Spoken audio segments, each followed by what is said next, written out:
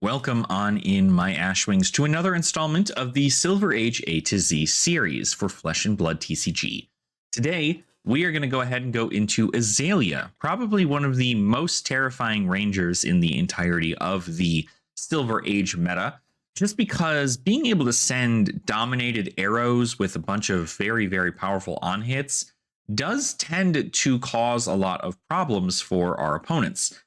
Guardians seem to do pretty well, at least in that scenario, but most of your aggro opponents are going to have a pretty rough time into Azalea. So let's go ahead and talk about what this ranger does and how you can best line up some stuff with her.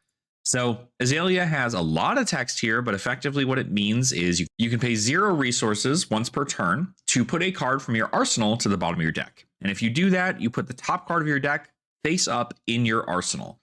If that card is an arrow, it gains dominate until the end of the turn, and then you get to go again. So it is a way to kind of send that dominated arrow at your opponent. This deck plays a lot of pumps to really make that arrow stronger and stronger, and then the goal is to give it dominate off of Azalea and just send 14 dominate, make it really awkward for your opponent to block it, and then you get a ton of value off of that. So for the equipment pieces, pretty straightforward. We have Blade Beck in our boots because there's not really better boots pieces for you as far as I'm concerned. Bullseye Bracers, this is a Arcane Barrier piece and also allows you to just simply put a card into your arsenal. If you are ever looking to play, try to kill your opponent and you don't have the resource to activate your bow, Bullseye Bracers is a great way for you to just load something and shoot it. It also can follow up with any go again attacks that you might have, so it helps there too. We do have the Quiver of Crow's Nest. This is an Azalea specialization. If you ever get anything off the top of your deck from Azalea, you can pay a resource, and if you do, you put an aim counter on the arrow. So that happens pretty frequently, but it is something to keep in mind there. But you don't always have to do it, right? Not every arrow in your deck cares about aim counters. Death Dealer, you pay 1 if you have no cards in your arsenal. Put an arrow from your hand face up in your arsenal. If you do, draw a card. This is a very powerful, very, very powerful bow that allows you to pretty much just like constantly get new stuff in your deck. The interesting part about Death Dealer is that this is going to be, the sequencing is really what's important when it comes to Death Dealer, and we'll see that in gameplay too. Deep Blue, if we ever got a red in our hand and we need it to be 3 resources instead, we can just put that to the bottom and then destroy Deep Blue to get 3 resources. As well as Wayfinder's Crest, your headpiece. If you ever block with this, you can look at the top card of the hero's deck, which is going to be yourself usually, to see if there's an arrow on top. This is really helpful if you already have an arrow in your arsenal, so then you can just pump, and then Azalea to put to the bottom, put that card on there, send the arrow. It works out pretty well. As for the main deck, we do have quite a few options here, but a lot of it, again, as I mentioned, the goal is to get a really big arrow pumped up and then sending that damage at your opponent for a larger breakpoint. Bolt and Shot is a great go again attack. If you pump this up by anything, even just +1, this will get go again when you attack with it. And if it hits, then you get to reload an arrow, which is just putting an arrow face down in your arsenal. So it allows you to attack twice. A very, very powerful arrow in this format. Drill Shot, great way to strip down your opponent's armor. If it has an aim counter, it gets piercing, so your opponent can't block it very well. Fatigue Shot, pay 1, and it essentially says that the next time they attack, it's going to get cut in half. That next attack is going to get cut in half. Infecting Shots, both the red and the blues. Infecting Shots are just a great way to say, hey, I want you to take an additional 2 damage at the end of your turn if you don't pay resources for it. We're running every copy of Lace, Blood Rot, Frailty, and Inertia. These are just all super powerful cards that allow you to really send in a ton of damage and present all of these on hits. Like Inertia means they can't keep an arsenal, so it sucks for Guardians because they kind of want to keep a D-React down there. Lace with Frailty just means that ninjas and any other go wide weapon attack heroes, like even warriors, won't like that. Lace with Blood Rot is probably the best one because it just says I'm going to give any of my arrows +5 in a way, because most people do not pitch into Blood Rot Pox. So they're going to take 2 damage at the end of their turn. Murkmire Grapnel, this is just a great way to get rid of any kind of ward prevention. Should you be playing against like Enigma or anything there, it also costs 0, so that's what you want. If it's got an aim counter, it's got +1. So if you do happen to have the resources for an aim counter, you can have this come in for another point of damage. Ravenous Rabble. The reason we play Ravenous Rabble is because if you have something in Arsenal already, it again allows you to look at the top card of your deck. It might be a red, so it could come in for 4. But it could be also a blue or a yellow or any of these here. So it's not really, that's not the purpose behind it. The purpose more so is to see what card is on top of your deck and present that damage to your opponent in a way of dominated arrows. Read the Glide Path is a pump that allows you to look at the top card of your deck. So also very good. Release the Tension means that your opponent can't play D-Reacts from Arsenal. This is going to be really effective. If you are playing into like a Guardian, or if anybody is, if everybody and their mother starts playing Unmovable, Release the Tension is a great card to have because it just means that they're going to have to either pitch it to play it from their hand, or if they have it in their arsenal, they're not going to be able to play it. Scout's going to let you look at the top of your deck and get +3. Searing Shot is a 0 for 4. When it hits, they lose another life, so it's 0 for 5. Sedation Shot is a 1 for 5. It's getting an aim counter. It's get +1. And then when this hits, a hero create an inertia token under their control. So same deal as Infecting Shot. Take Aim allows you to load without having to activate your bow. So you can guarantee that that card on top, if it is an arrow, to get the value out of it. We are running 2 copies of Red Toxicity and a Yellow Toxicity. I do think Toxicity is kind of insane. This is a 0 for 5 pump pretty much. And if you play it, it's, if you play Toxicity, a Lace with Blood Rot, and a Read the Glide Path, and you have a card in your arsenal, you look at the top card of your opponent's of your deck, say it's an arrow, you then just Azalea, put it down there, swing the arrow, and the arrow comes in for, I don't know, it'll come in for like 13 dominate, and then if a little bit of it hits, it gets another +5. So pretty powerful stuff there. There's also Memorial Ground. This is a way for you to get some of your arrows back into your deck. I do usually suggest getting things like Infecting Shot back, or if you're trying to close out kind of the late game era, you can play Murkmire Grapnel or Searing Shot are great picks as well. And then Spire Sniping, I should say, is an arrow that allows you to effectively just look at the cards in your deck.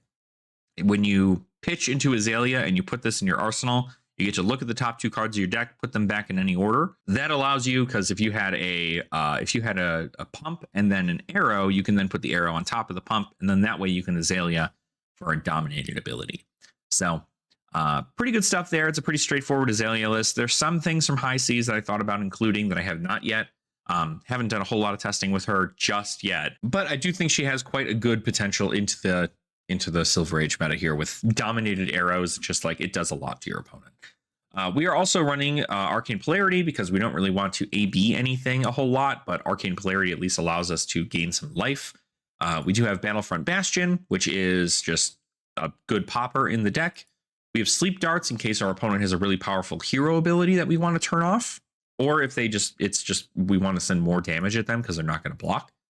We have Yellow Bolt and Shots in case we're trying to go even wider, maybe into a Guardian. And then finally, we're running Null Rune Boots in the chance that we're running into some arcane damage. We can at least have AB2 should we need it.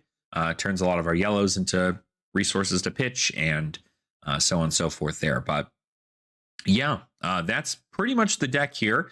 I think it's a pretty straightforward deck, but I think you'll see that when we're doing some testing. So let's go ahead and send Azalea into the Silver Age Talishar queue and see how she performs. And we have our champion, Lyeth. Very interesting hero to see in this current day and age. We're not going to need too much probably into them. I think turning off their hero power is pretty prevalent. So maybe we'll go ahead and remove actually. Let's remove the blue infecting shots here. That way we can just send some damage at them. And Sleep Dart is going to be able to at least send something. So let's go ahead and submit the deck. Their hero power is pretty prominent, so it's going to be important for them to have. But I'd be curious how Lyeth is working in this meta. I can't wait to get to Lilith because I'm certain it's going to be just like the weirdest puzzle I've ever seen in my life. But pretty standard build, right? Steelblade Buckler, which is only going to technically have Temper 1. Titan's Fist is only going to have, this is going to block for 1, this is going to block for 1, this is going to block for 1, this blocks for 1. So Battle Worn 1 for all of the Lilith stuff is pretty good. Pretty much all you can do there.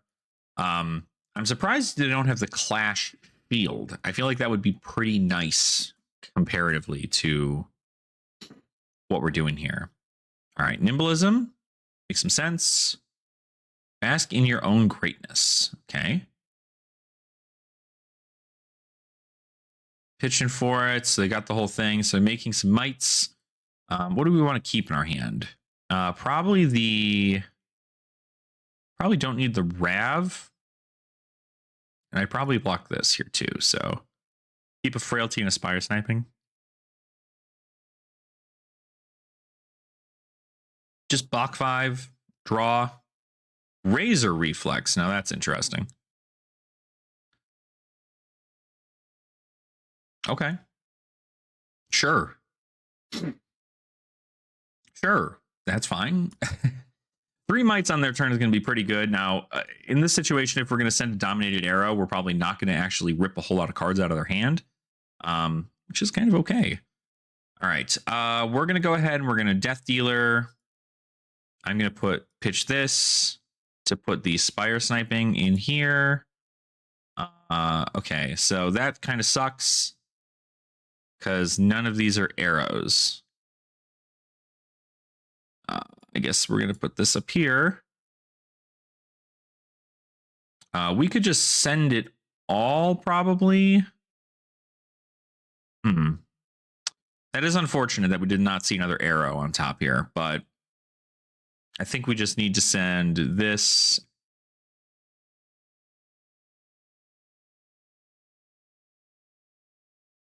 Just because they're not going to have a D-React down there. This. And then I guess I should have probably kept an Arsenal. Keeping an Arsenal there probably feels pretty good. So we know we have a Rav and a they're blocking with all their armor.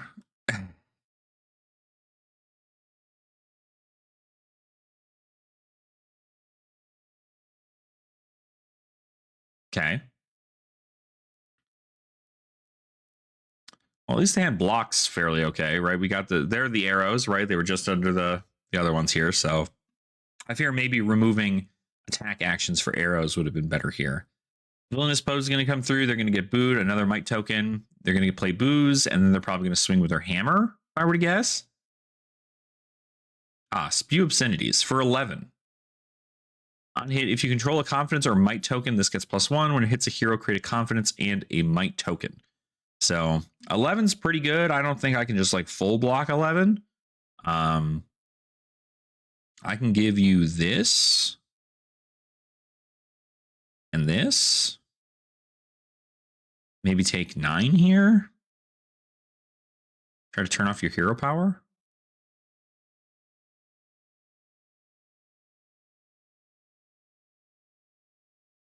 Target myself. Searing Shot on top. Okay. So here I could theoretically Bullseye Bracer into a... Well, we don't have a lot of pumps in our hand, so unfortunately we don't really do anything here. Not a whole lot we're able to do. I was surprised. I mean, getting that +4 Might to start off the turn and having now 3 Might and a confidence token. You know what? I actually don't know that we have this. That's kind of interesting. We will go ahead and we'll pitch this into this.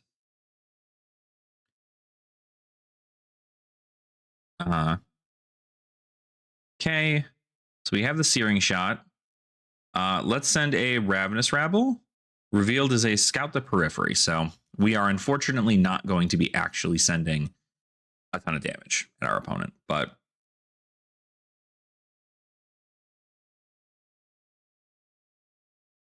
yeah, without Ragamuffins, definitely is a crazier crazier time here. So they have 4 might tokens and a confidence. I don't know that there's a way that we beat them, but I think we're just going to need to send some stuff. They're not going to be able to block this. Bop, bop. Send 8. And then the next thing they play is halved. So it's halved and then halved again. Not terrible. Block 5, sure. We'll just submit both, yeah. And the inertia token is going to help us a lot too, because so for 6, awesome. We could just block. We could not block here, but definitely want to block. Let's block. And I mean, we want to keep some of this, right?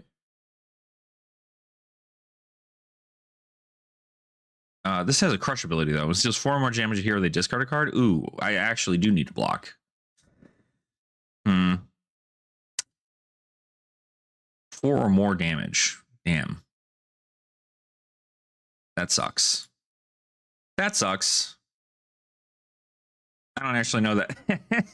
This is looking kind of rough for us. If we Azalea... No, not Azalea. What the fuck am I doing? Sorry. Stupid. I don't have anything I can do. Whatever. I meant this.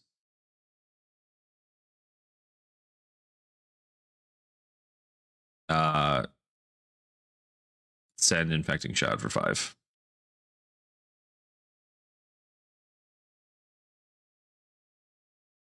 I was like, I don't know what the hell I'm doing. That's crazy. So they got an edge in their seat. So this is gonna be a problem in 2 turns, but we'll see. This has to hit this, so they have to block what, 6 here probably? 4. Okay, so they're gonna take a Blood Rot Pox token. And then they don't get to do anything on their turn. They take 2 more. Richter scale. Okay, so they're just like setting up. Okay. Gotcha. If we go ahead, this actually might not be terrible. We can take aim, load a Murkmire Grapnel. We can then Memorial Ground a...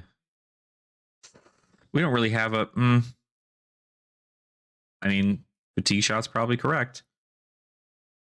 We can then Azalea. I don't need to put an encounter on there. Send 8 dominates. So now we're going to be having their first attack again. So they're going to get... It's going to cost them nothing, and also it's going to be... Okay, so they're going to take a little bit more here. And so it'll be halved. So they're going to get might, edge of their seat. So this will be +6. So it's +3, really. Well, I guess the base gets halved. It's halved rounded up. Oh, yeah. So base. Yeah, the base gets... Okay, so the base is already halved. It's halved again. So it's still +6. So still stuff we have to worry about here. I don't... Now, Pummel is a real thing that could exist in this deck. But I guess you can't pummel this. But you do have the... I did see a Razor Reflex, so we can't just ignore that, I think.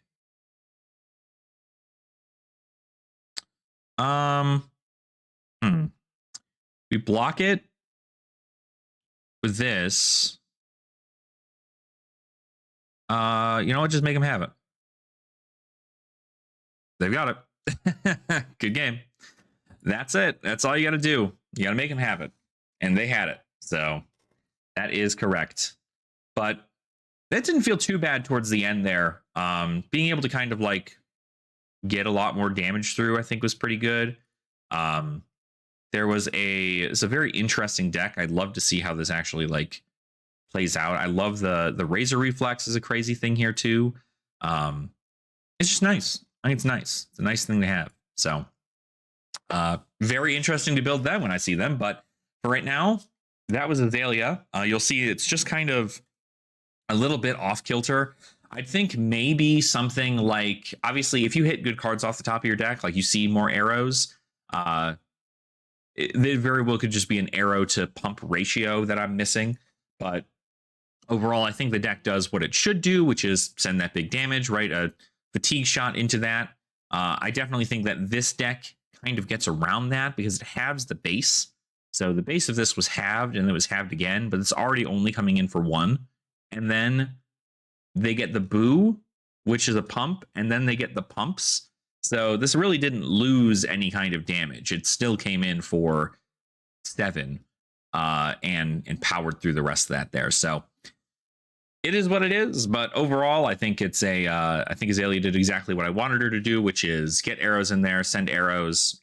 Probably just need some more fine tuning and tweaking, and we should be probably good to go at that point there. So thank you all so much for watching. I do really appreciate your support. If you enjoyed today's episode of the Silver Age A to Z series for Azalea, please let me know by liking the video and subscribing to the channel as well. If you want to see more of your favorite heroes in the Silver Age format, I'm going to be doing this here for every one of them that's available for the time being, and then continue to do more Silver Age stuff here on the channel as we go through. But just wanted to say a big thank you to everybody watching. Let me know how you think I could build Azalea in the comments down below if you have any recommendations. I love constructive criticism, so I really appreciate everybody's thoughts into building this hero.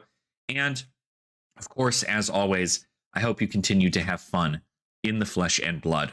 And I will see all of you beautiful Ashwings in our next video.